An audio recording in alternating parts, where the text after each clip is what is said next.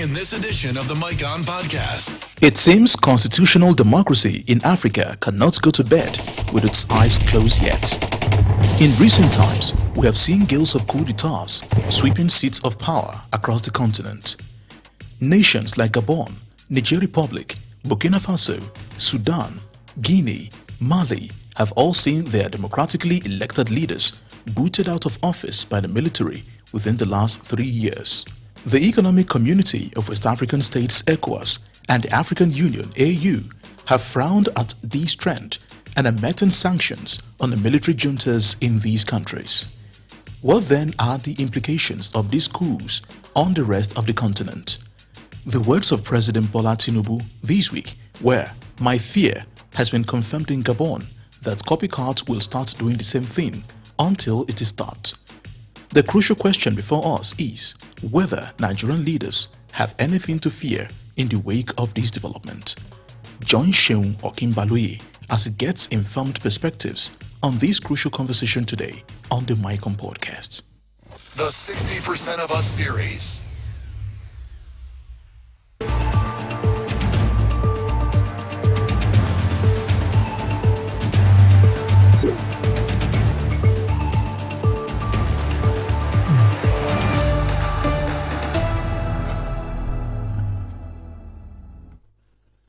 Hi everyone, welcome to the Mike On Podcast. This podcast is, as you all might have noticed, has a different format and style from every weekday show, Politics Today and Sunday Politics on China's television.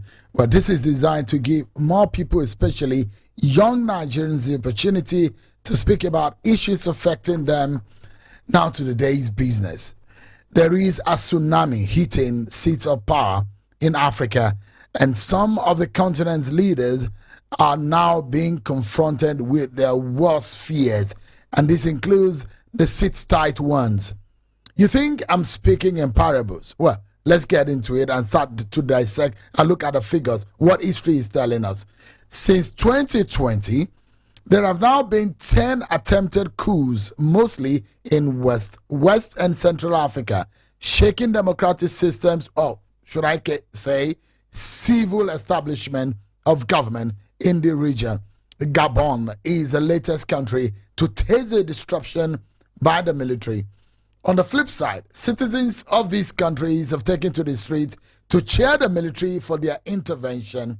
With this trend, how worried should other African leaders be? We've seen how worried they could be if you see the president of Ivory Coast, Alassane Ouattara, and the kind of statement that came out of him from the last time he came to Abuja. You will see that there might be some worries within the rank and file of African leaders, especially on West African sub-region. Well, some have always argued that the Nigerian democracy is too strong and defined to be shaken by the men in khaki. Don't forget that there were military interregnum in Nigeria's democracy or the civil rule. We've seen that happen severally. 1966, we've seen up until 1983 again that it happened, and when Nigeria returned to democratic rule in 1999, we've had unfettered democratic or civil rule in Nigeria since 1999. Well, is Nigeria exempted or insulated from this growing trend? Today on the podcast, I have the privilege of getting the perspectives of someone who has served at a high level in the military, who have seen military coups, who had perhaps served during military government and, of course, during the civil rule, and is Colonel Hassan Stanlabo, who joins us virtually. Thank you so much, Colonel Stanlabo, for joining us today. I guess it's good to see you. It's been a while, though. I guess it's a good place to start by asking you what comes to mind, because I'm still going to go to the situation. Perhaps I should show those who are viewing on YouTube, on Instagram, what the map looks like now in terms of this military incursion into civilian rule in parts of Africa. This image gives you an understanding of what it looks like from Gabon to Burkina Faso to Mali to Niger Republic to Chad, and how these have gone all of these years. This image on the on African map gives you that understanding. You can see what it looked like from the Malian coup to the Nigerian coup, Sudanese coup, Gabonese coup, the Tunisian self coup, the Burkina Faso coup, the Guinean coup, all across most part of the western part of Africa, and in the some towards moving towards the northern region of the continent. But what are some of the reasons why this is happening? They've given reasons. The military and these the coupists, and they've given reasons to why they have decided to take over power. Electoral malfeasance, issues relating to misgovernance, corruption. These are some of the reasons why they said they've come to take over power. Let's get Colonel Hassan Stanlabo to get this conversation started for us. Give us an understanding of what you make, at least in the last 20 years. There isn't being any kind of stability in terms of proper civilian rule in most parts of Africa, and even West Africa. Are you worried as a man who has been in khaki, and you see some of your colleagues who are now taking over power, something that a lot of people have condemned, that look, let civilian rule prevail, but now in Africa it looks like a trend? Yeah, thank you, Sean. And I must say thank you once again for having this opportunity, being with you again after such a long time. It is. Sean, you are asking me if I'm worried or disturbed about the current situation going on within the continent, especially within the sub-region of West Africa. Of course, as a citizen, as a senior citizen of my country, Nigeria, I feel concerned about the situation there. I feel concerned that countries so near to us are beginning to show signs of political instability. Okay, most of these countries are French-speaking countries, Francophone countries, so to speak, and we know that one of the underlying issues has to do with the I would say anti-France sense, which we have of late noticed or observed within these countries, even before the coups started. I'm well traveled within the West African region, way back even as an author, and my days in the university as a young student. And I get to understand how the citizens really feel. So seeing what is now in most of these countries, I am not too surprised. In fact, I'm still expecting more, because some countries that I expect to be really affected have even not yet come. When I discuss with friends, I am, watch out, more will still be coming. We've not had anything from Equatorial Guinea. We've not heard from Cameroon. We've not heard from Togo. I could go on and on. All these are countries with sit-tight presidents. All these are countries with all sorts of minuses, which this take exception to. All right? We could go on enumerating what could be the reasons. Of course, poor governance delivery. Poor governance delivery. Oh, yeah.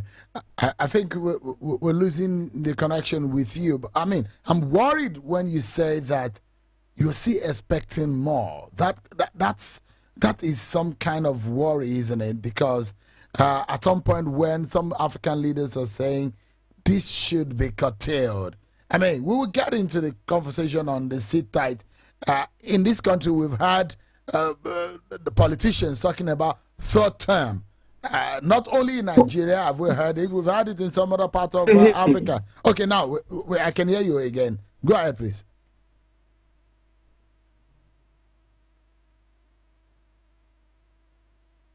Oh, dear. Okay, like I was saying, there are lots of reasons we could, be able to put together and say we are responsible for most of the coups we see coming up. Okay, poor governance delivery, and accountability, corruption in government, election process, which are always faulty, right? And of course, the Sikh syndrome, which is always there, high-handedness, weak institutions in most of these countries. You know, just like we see here, where there are more powerful than our institutions. Okay, you could just go on. You could.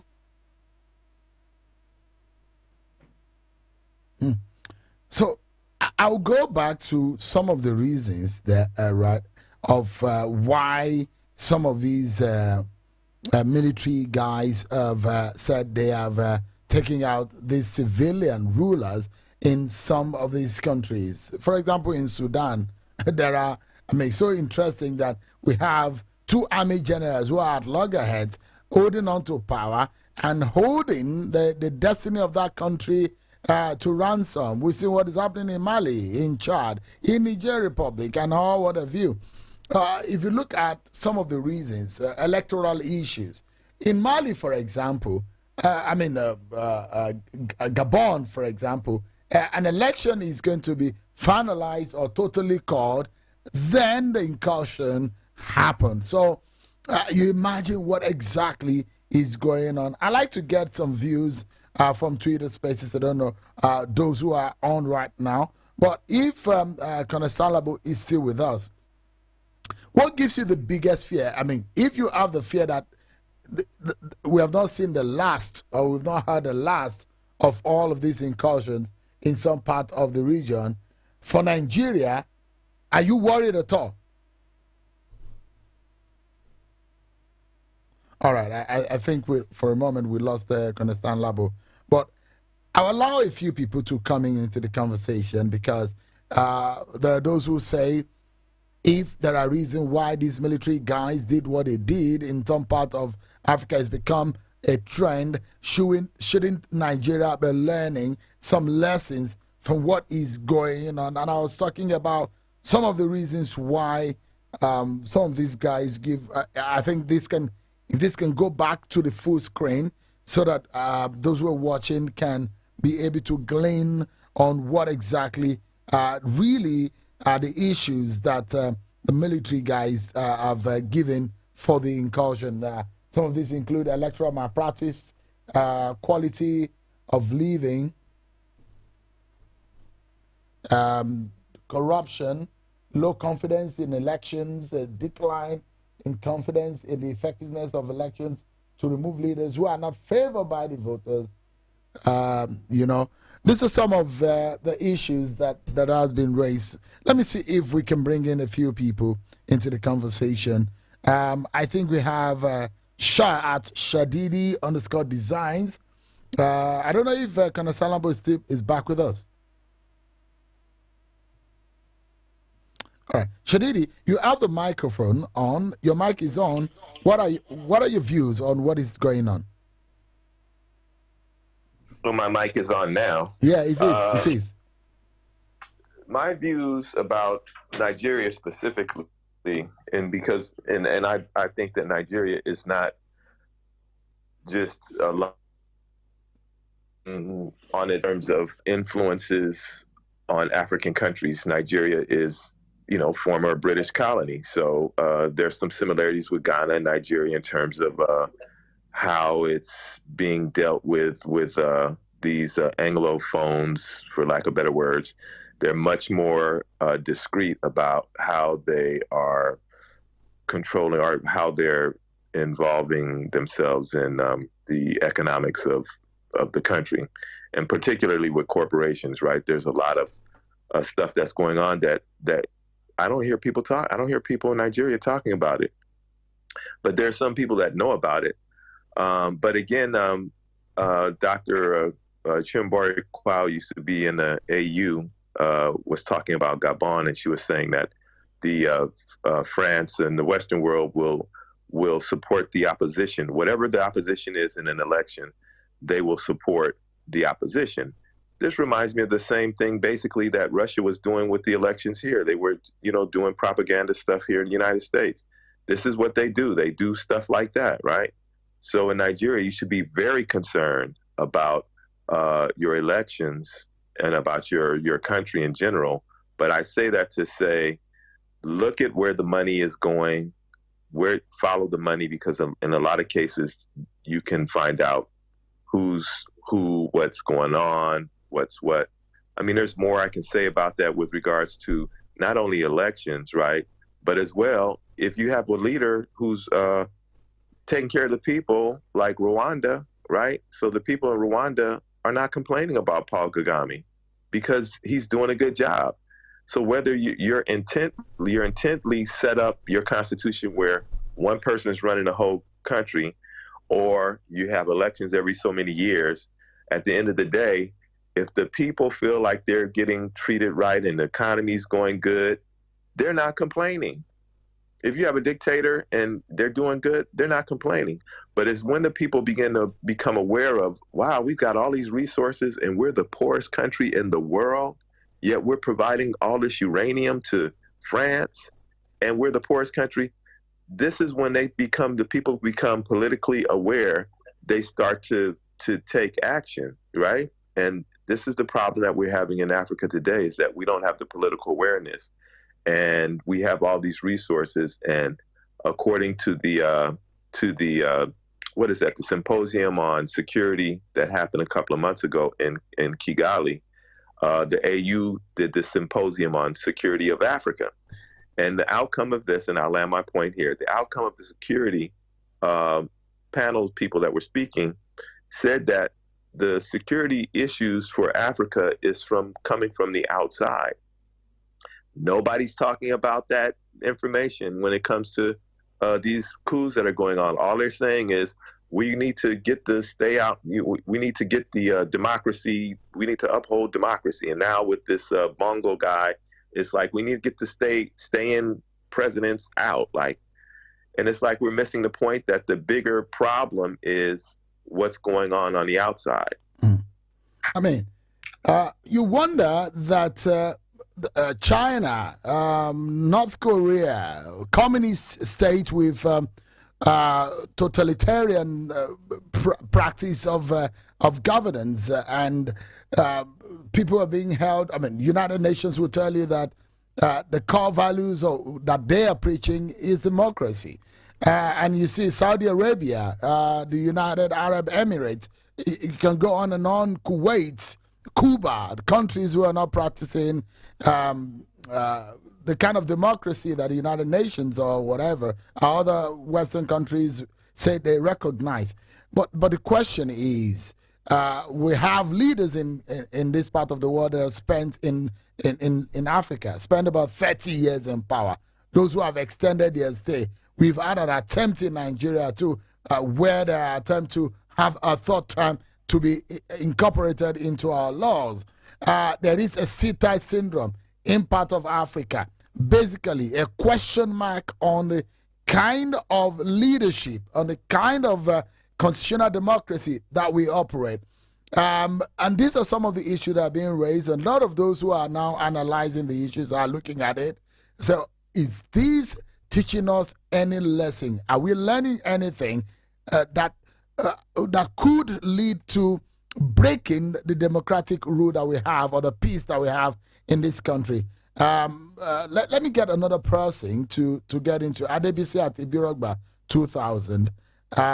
Your mic is on. Let's get your view on what is going on and perhaps what you might think is could be the fear for Nigerian democracy. Thank you so much, Sean, for the opportunity. Good afternoon, everyone from here. I hope we're all doing great. So I've listened carefully, and to be honest, I would say for now, maybe Nigeria still, on the surface value, Nigeria still doesn't have anything to fear. We've tried the military. For those that are around during the military era, we've tried it and we've seen the side they come from, and all of that. Then also, but I also agree that this is purely an anti-French sentiment. Most of those French former colonies, they are being held down by long-time dictators, like the case of even Cameroon, the current one that was removed, Gabon, and the list goes on and on and on, you know. So that's that one. Then also the people that have been there, they don't somehow tend to care. Also, you might also not want to blame some of those leaders because maybe they feel that they couldn't take some hard decision against France as a whole, you know, because at the point in time, France controls their economy, controls the resources on ground, has base in the case of Niger on ground. You can imagine how that's going to really be. And from what I'm even hearing, not yet confirmed, but from sources all over the place, so some other people are thinking that if Nigeria or let me say ECOWAS is not going after the junta in Niger, France might have to do what they need to do from what we are getting.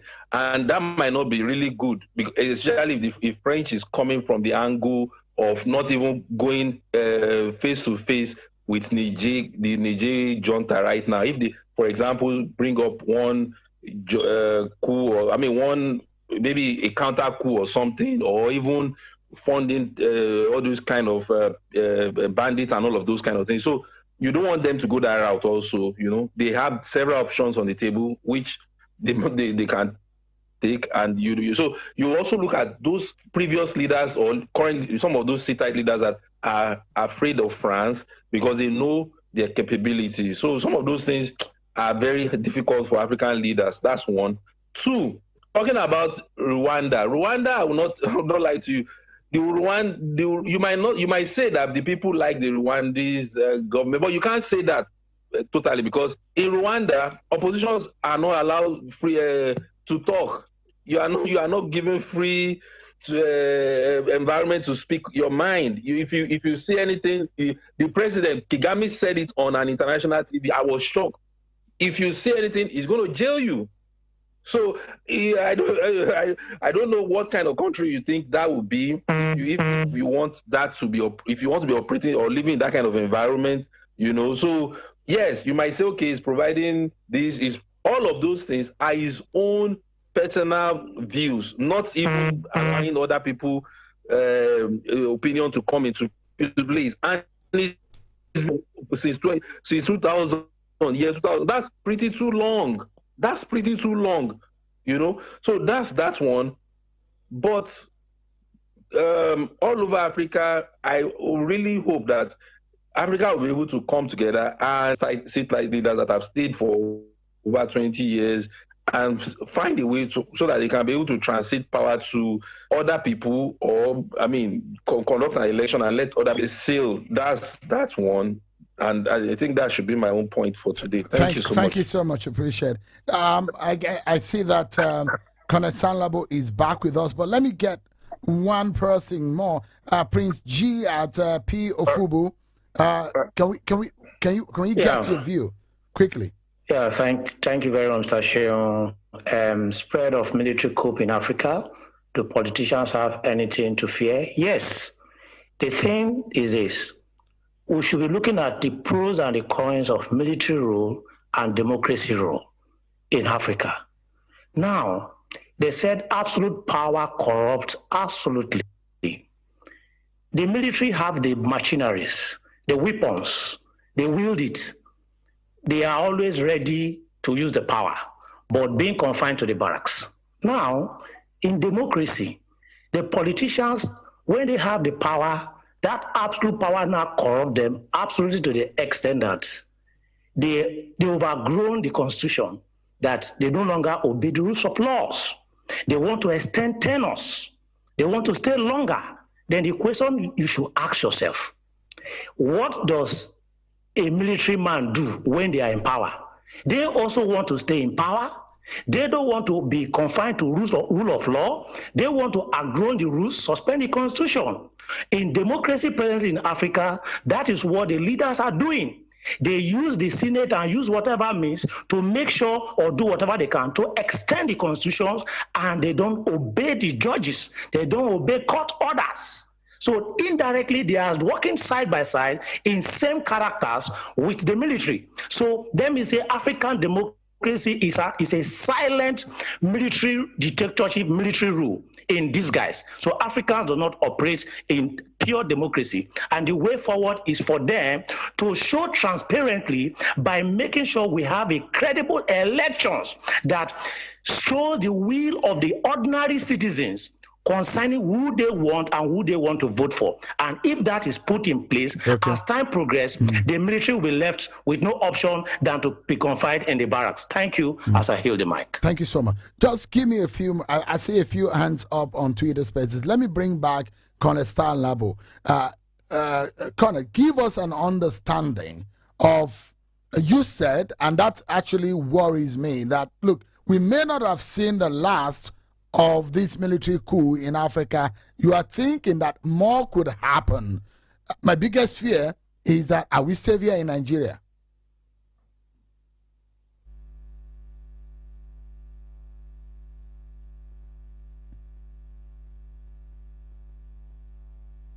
Oh, there. I think we're just today is just an impossible day with the network with Connestan Labo. But let me allow a few more people to weigh in on this matter. I think we have INEC chairman, not the INEC, but the I and the NEC and the chairman. Very interesting handle at Inyam Henry. Hi, how are you? Please go ahead. Yeah, Seun, thank you very much. I think this is a very strategic discussion, and great to be having quite a number of contributions there. But I think I'll be very straight to the point. What I need us to understand is that we're in a very dire situation. It's not like a situation where we had a coup ravaging the whole of Africa in the early 60s, but now we're in a more terrible situation, and I'll tell us why. You see, after the the coup that took in the 60s, specifically talking about Nigeria, quite a number of theories were propounded, a lot of scholars and all that. And I'll try to put whatever everybody has been discussing in just three strategic contexts. Number one out of it is the conspiracy theory. These are part of the reasons why military intervene in African politics. Number one there is the conspiracy theory. Number two is the contagious theory. We can see what is going on within the African environment. And number three is the domestic theory. So if I'm to bring it home in terms of the domestic theory, these ingredients must be present for the guys in the uniform to invade our political space. I am not an advocate for military in politics, but we need to be very frank with ourselves.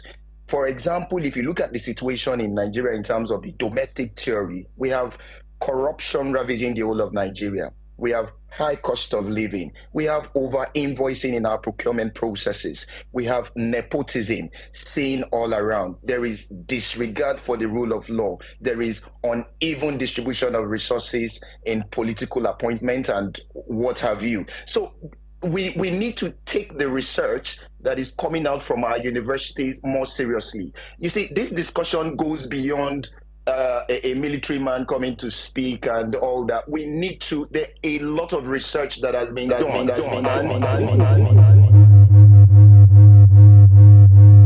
getting a hold back. I'm getting a hold back. I'm getting a hold back. Okay, you can hear me, but I'm not too comfortable with. Okay, good. So basically, we need to begin to take the research materials, the research work coming from our university professors and all that. Oh, see, all these things are already in the public space. For me, I am not surprised about what is happening here because I have been well aware over 20 years with materials I have seen about the reasons why military intervene in politics. If you go back to the issue of the conspiracy theory, now our situation is more bad now. You know why? Because of the presence of social media. Today, look at what we're doing. As early as 1970s, 1960s, early 80s, I don't think we had anything called X or Twitter. Now today, the world has become a global village. It is easy for an uprising to be stirred up. It is easy for people to, come together, unlike what you had before. So now it is easier for these three theories to play together. In the early 60s, you could have a military coup that may be as a result of just conspiracy theory alone. So we could see theories standing individually that orchestrated the military coups which we were seeing in Africa. We could also see the contagious theory, because if you look at Africa in the early 60s, you could see how coups were going from one country to another. Because it has happened in the neighboring country, it could happen in the next country, because some of these military guys were in the same defense academy. Probably they went to the same military school abroad. They were classmates and all that. So there could be this, and you usually have those very young soldiers who are kind of like you could call youthful exuberance. You know, they want to try their powers on something. So this theory stood alone. Then you now come to the domestic theory, which you're seeing. You can see what happened from the February election. But today, I can tell you, Sheung, these three, that is why I say we are in a very bad situation. Because these three are interfacing. These three theories are interfacing together. And the earlier we get it right, the better for us. Otherwise, with these three interacting together, interfacing together, I can tell you it is not too good for us. Okay, so it's a monster, and we need to deal with it. Yeah, thank you. So our concern is whatever is happening around Africa. I mean, just like if anyone remember what happened during the COVID period, even the Ebola, it's always very good for you to learn what is happening around you on the continent, in some part of the world, and glean understanding and knowledge from it and help yourself locally. So we're looking at what is happening around Africa. It's becoming a trend. It's becoming a fashion. And we know what happened between 1955 and 1966.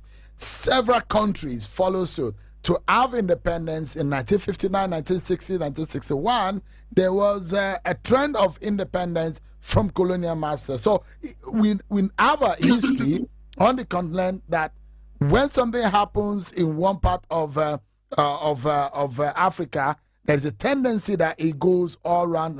And if you look at it, since 2019, there have been at least 10 coup attempts, and presently there are about 7 countries in Africa under the military rule: Mali, Republic of Chad, Guinea, Sudan, Burkina Faso, Republic of Niger, Gabon.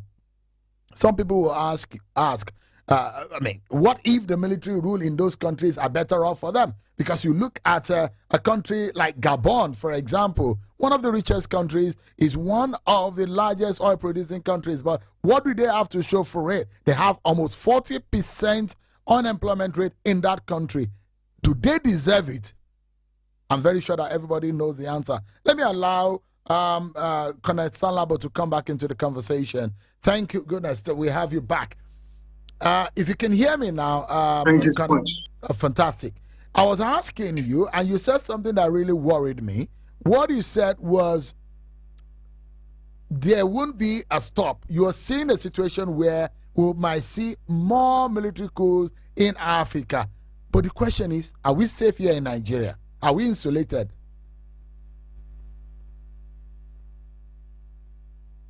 Well, your guess is as good as mine, Show. With the proliferation, I would say, with the Francophone Spring, which is ongoing now, and so governments, administrations, or presidents that are outside the Francophone enclave have got to look at themselves and the bitter truth. I mean, to tell themselves the bitter truth. Ask the relevant questions. Are we doing the right thing? That should be the question. Are we sure with the right thing we're doing, we can be insulated from what is happening? Are we getting governance?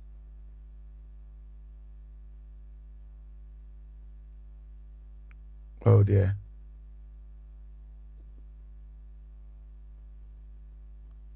We try our best within our system. All right? And of course, what extent have we tried that we effect some corrections on serial poor governance delivery that we seem to have? If we can put all this in place, get our election right, especially, I think we have nothing to fear. But in as much as we are reflecting the same malfeasance that we see in these other countries, I'm afraid we can only deceive ourselves that we are insulated. No. One good thing with Nigeria is that we have tasted the good, the bad, and the ugly. We know all the pros and cons of having a military government in place. And God forbid we don't pray for one again, because we feel a democracy is the best way to go.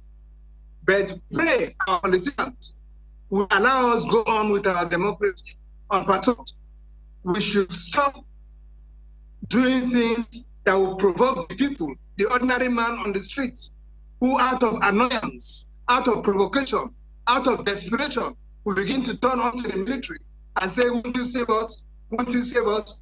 Until one bad man will jump up. We should try to make sure we avoid all this. If we avoid, that is to say, if the politicians are wary of this and avoid it, I think we have nothing to worry. So, okay, yeah. So that is dependent on the political class, whether they do right by the Nigerian people or not. But we forbid it. Even the Constitution, the Constitution forbids people like us. Yeah, I mean, because you know what exactly is happening. I'm not sure the last time we had a military rule was May 28th up until the morning of May 29, 1999. This was over 20 years ago. So anyone who is less than 20 years may not understand what military coup or military regime is all about, especially as it operates in Nigeria. I don't think it's the best kind of situation we want in this country for a lot of reasons. Your freedom, your liberty is at stake as a people. You are being gagged. You can say your mind. You can be people like us who are in the media. It's difficult for you to. Civil liberties are going to be strangulated. Now the question is, you have said it depends on the political class, and that's why we are asking the question: is there anything that a politician need to worry about? Because you heard what the Gabonese president, what he said, President Bongo. He said, "Look, make noise, make noise, make noise." I hope no politician would have to say, "Make noise, make noise." Yeah, Joe. Like you did ask, is there anything they need to worry about? Sean, I want to say that if there's anything they need to worry about, is to worry about what will be the response when they ask themselves certain bitter truths. Are we doing those truths border within those issues that could serve to precipitate such lines of action coming out from the military? And what are those issues we are talking about? Corruption in governance, poor governance delivery, okay, election controversies, all right, accountability, and so on and so. We could go on and on, Joe, all right, in a situation where there is poor governance delivery, infrastructure is the people are getting impoverished every day, while the politicians are getting enriched, all right, buying all sorts of expensive cars for the legislators, buying all sorts of expensive cars for the executive government. People can not feed. Parties are turned to citizens as if they are. We watch all this and we're not happy with what they see. You bring out a huge sum of gas, which is spent for palliative, nearly half to goes to politics. You begin to wonder what is happening. Is this what voted for? And so on. People ask themselves this question. Accountability, guns delivery, corruption. These are the main issues. Then, oh dear. Just for a moment, let me get to Twitter Spaces and bring in a few people to give your thoughts on what and so on. Okay, all right. The election process itself must be looked at, and we make sure that it all runs smoothly to the satisfaction of the ordinary citizenry on the streets.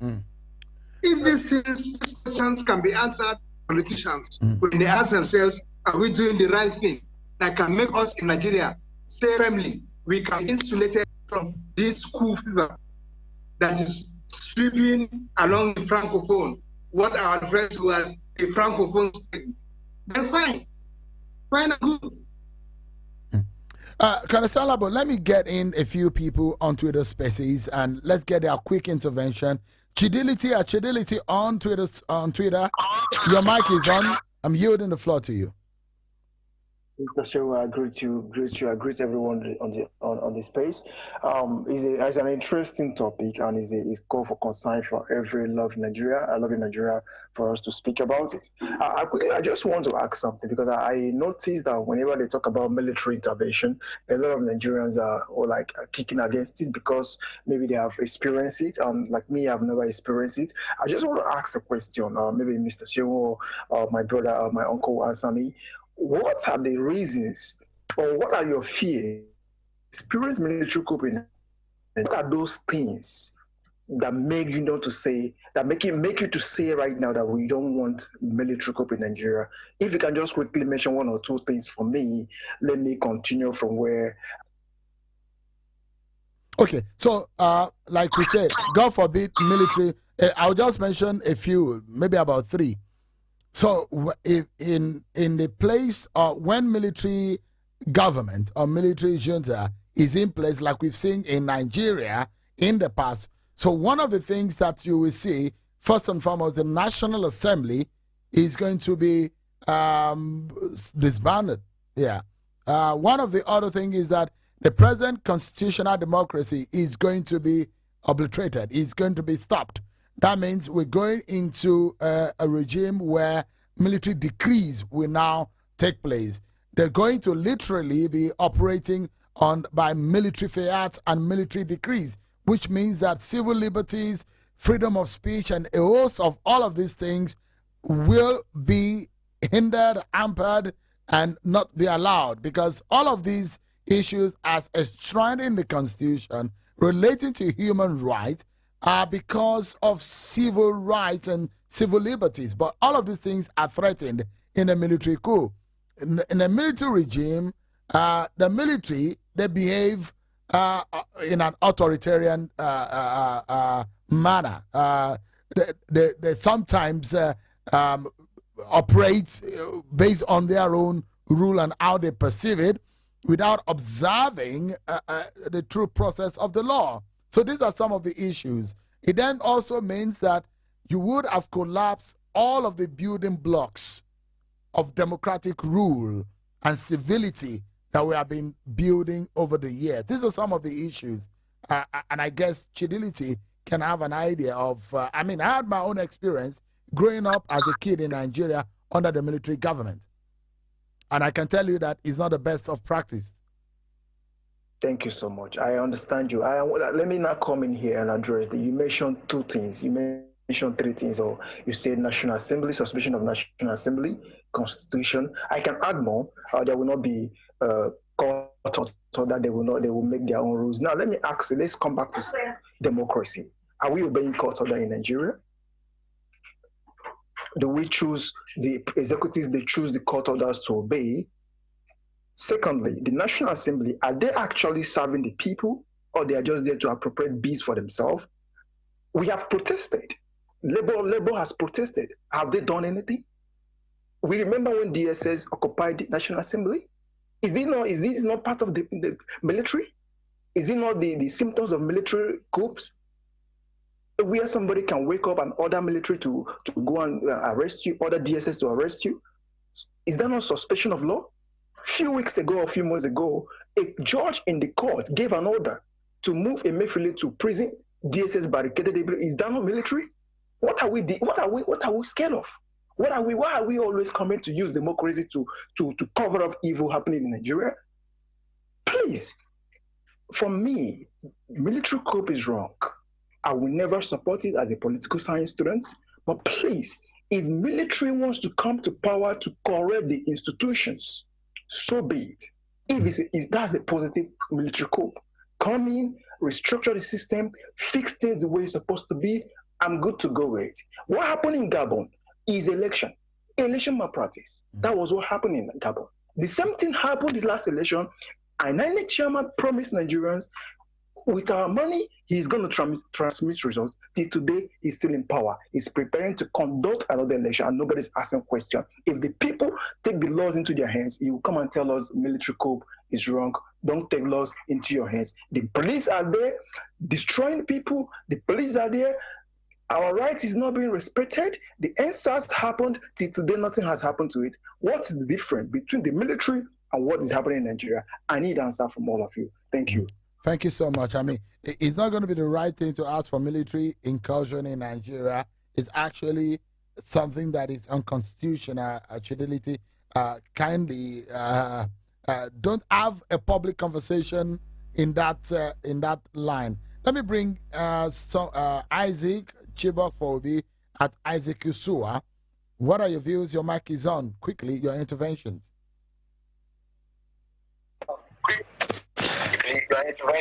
Good evening, everybody. Good evening. Well, as for me, I'm not saying Africa practicing democracy. Africa are not practicing democracy. They are practicing democracy.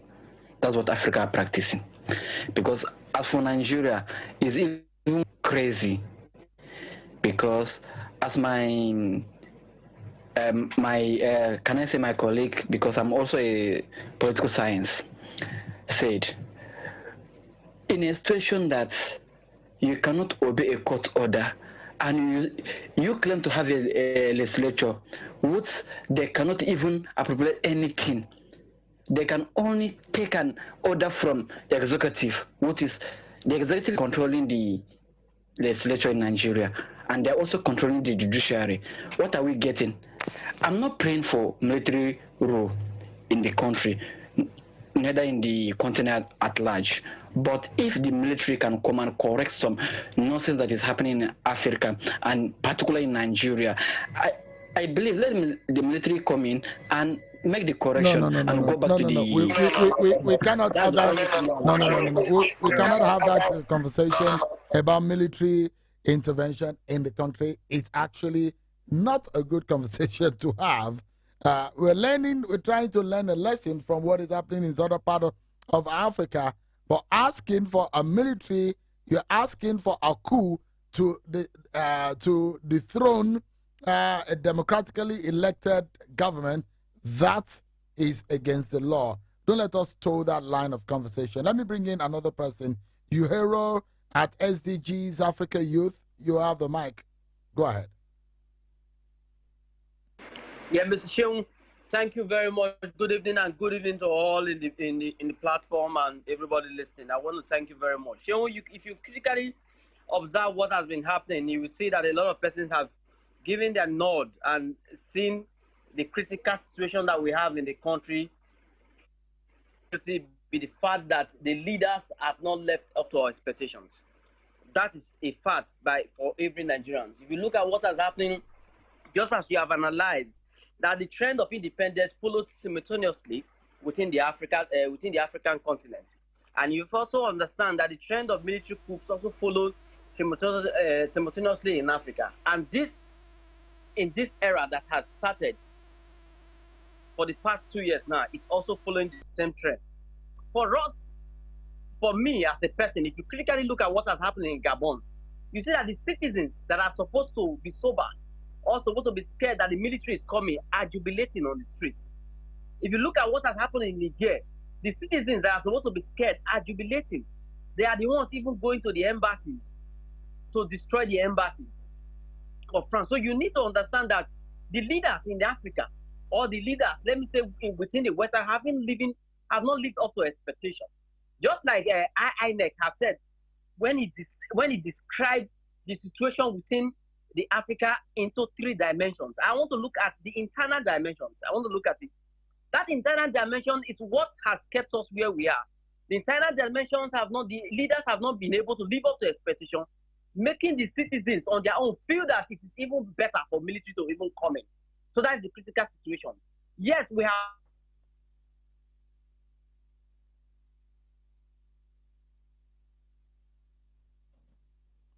We seem to be losing you, Euro. Sir. Okay, go ahead. I think. Can you hear me, sir? Yeah, go ahead now. Yeah, so if you look at the trend now, our leaders are beginning to sit up. If you look at what has happened in Gabon, a lot of leaders, like the president of Cameroon, have changed some of the defense. If you look at Rwanda, the same thing. So, to me, what I feel is that our leaders need to sit down and look at strategy of developing the country and making sure that what is meant for the people goes to the people and the rule of law is upheld. And once the rule of law is upheld, every citizen will have no option than to fall in love with the democracy that is meant to deliver the people. And that is what is lacking in Africa. The rule of law is not being upheld. Once the rule of law is upheld, everything will fall in place. Thank you, Right. Ahidi Maisa. Thank you so much. Let me bring in at Ayo Deji. You have the mic now. Yeah. Hi, Sean. Good evening, everyone. Thanks for moderating. This is not a platform to call for coup or anything. I mean, I experienced it many, many years ago. Military rule is not the way to go, to be candid. However, I believe what is critical, maybe this is something that you might need to look at, people will need to talk about sometimes in future. What exactly is the best form of government? Is it military? Is it democracy? Is it monarchy or what? Because when you look at different parts of the world, different things are working for them. In the Middle East, you have the monarchical system of government, states in Saudi Arabia, in China, more autocratic government, or Russia. And however, what is synonymous to all of them is, or identical, is good governance, right? So irrespective of the form of government you have around the world, what is critical is having the right government in place, the government that is compassionate, the government that is looking after the people, that is doing the right thing. So yes, to speak to your question, yes, our politicians, they have reasons to be afraid. But most importantly is a call for them to rise up and do the needful. And again, lastly, I'm going to say this. Solutions to African problems are in Africa and must be driven by Africans, right? We have the resources, the natural resources in Nigeria and in Africa. We have the people, the human capacity to develop everything we have. And until we look into that, that is when our liberation starts. Because we're looking at if I'm just going to digress a bit, the moment our refineries are working in Nigeria, what that means is that certain refineries in Europe will either be shut down or be working 50% capacity. That is going to be loss of jobs in that part of the world, and there will be more jobs in Nigeria. So it's important for our leaders to be dedicated and be committed to the cause of why they are there, right? And do the needful. I believe that is critical. Do they have reasons to be afraid? Yes, they do. Until they change their ways, our politicians, until they change their ways and do the needful, nobody is going to be talking about another form of government, right? Thank you very much. I yield the mic. Thank you so much. Let me allow yet another person to come in quickly. Dr. R.P. Gale, I can see at Shadidi Design's hand up. He spoke earlier. Maybe if you have 1 or 2 more minutes, we'll be able to bring you back in. But at Dr. R.P. Gale, you have the mic now. Please go ahead. Dr. Sheung, thank you so much for allowing me to speak. You can call my name very well as if you're from Nasarawa State, but that's by the way. Thank you so much. So your question actually is about the spread of military coup in Africa and if politicians have something to fear. To be honest with you, I think I subscribe to what Shah and the last speaker just said. Like I told you the other day, I'm speaking from England. I'm in UK at the minute. that I think is quite getting this thing straight. Actually works for these people here in the West. The monarchical system works in Saudi and the Middle East. Africa, if, for example, we were not colonized by the West, we probably may have our own system of governance, which we had initially. But then there's something I came to realize. There's no one system of government that is 100%. Even if you bring the military, they are going to have their positives and their negatives, just the way we're having positives and negatives with the democracy. If you go to Saudi and the rest, they have their positives and their negatives. Like you said, as a journalist, you don't have freedom of speech. You can't see some things in some system of government. But in democracy, it is assumed that you're supposed to have freedom of speech. But you and I knows that there is no freedom of speech. There's how you talk. They will send the DSS to go and arrest you. But that's by the way. What I am saying, or what almost everybody is saying, is this. If the, like Shah said earlier, look at what's happening in Rwanda. Our leaders, our governors were in Rwanda just last week or last 2 weeks for governance something, and they were snapping pictures. They were happy. That guy has been there since around 2000 or 2002. To some extent, not everybody will be happy with what's happening, but to some extent, he's really delivering. And so if we're going to have a system that can work for the people, you have less agitation. But then again, we should not forget that why this thing is spreading, why we're seeing it as if it's a tsunami in Africa, is because of the internet. Now you can stay anywhere and know what's happening in other parts of the world. And to be honest with you, we may sit here and be talking and the politicians be thinking as if this thing is far from them. Believe you me, this is not far from anybody. This thing can happen at any time and any moment.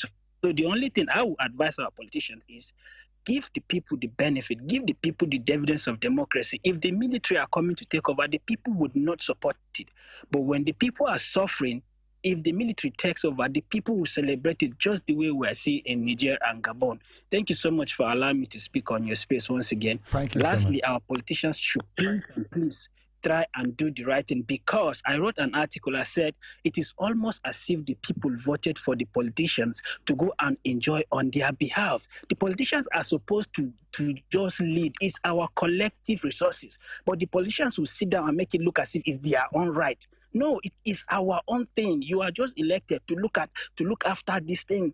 But you can see the mentality of African politicians. They make it look as if it's my time to chop. It's not good, and the people will not be happy.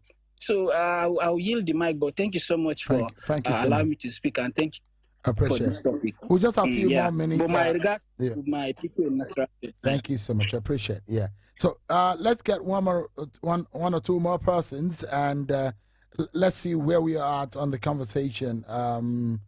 Okay, I see Shah, and I said Shadidi Designs. You have just about 30 seconds. I guess you had something else to say, right? Isn't it? Yeah, it's a little more than 30 seconds, maybe a minute or two. But anyway, the thing is, there's a false sense of security with this diplomacy and with the largest economy in Africa and the most populous country in Africa. Those are things to say, boom. But the security issue of Bola Ahmed Tinubu being the chairperson of ECOWAS. ECOWAS is a security issue for Nigeria. The other Francophone countries are security issues. The instability of West Africa in general is a security issue for Nigeria. I understand that the United States wants to put a military base, and you guys are fighting to not make that happen. Well, why? What is that about? Well, there are military bases in all of the Francophone countries. Even in Ghana, there's a military base. It's supposed to be for training, right? Yeah, right. What's the point? The point is that if we don't ally with each other together, what we're going to witness is a continuation of instability that is being staged and waged by the Western world to keep us from building and keep us from becoming stable economically. They want us to be dependent, taking loans.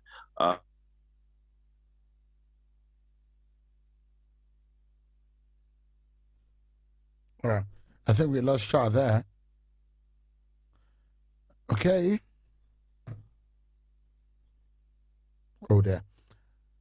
Well, I think we've gotten quite a number of people's views on how things are going on the African continent and the implication for Nigeria especially. And our major speaker on this podcast today, unfortunately, internet is not allowing him to really speak with us. But look, the major conversation is that politicians need to be very bothered about and be careful about the manner in which they go about governing Nigeria. But, well, this is just how far. Unfortunately, connection with our speaker has been a major problem. But this is how far we can go on the podcast. But I guess, Mr. Stan Labo, if you want to give us your final thought just before we close the podcast today.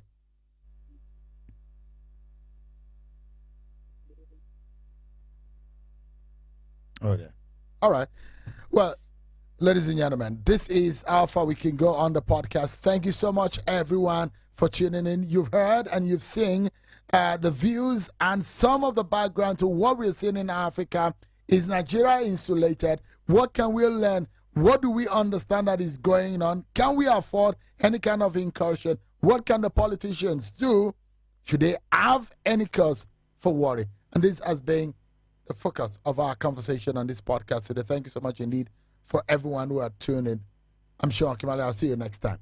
Bye-bye.